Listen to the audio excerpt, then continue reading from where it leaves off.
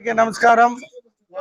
ఈ రోజు అమరజీవి పొట్టి శ్రీరాములు గారి 125వ వార్షిక సందర్భంగా ఆంధ్ర రాష్ట్రంలోని అమరావతిలో 50 అడుగుల విగ్రహాన్ని మన ప్రియతమ ముఖ్యమంత్రి శ్రీ నారా చంద్రబాబు నాయుడు గారి చేతుల మీదుగా ఈ రోజు పూర్తి చేయడం జరిగింది.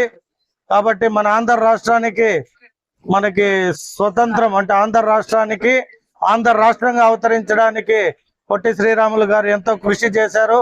వారిని ఎప్పటికీ ఆంధ్ర రాష్ట్రం మరవదు.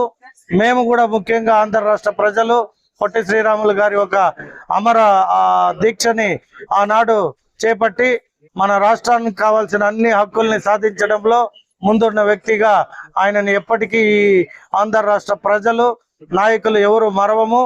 అందుకు మా ముఖ్యమంత్రి గారు 58 అడుగుల స్టాచ్యూని ఈరోజు ఇనాగ్రేషన్ చేస్తున్నారు అమరావతిలో.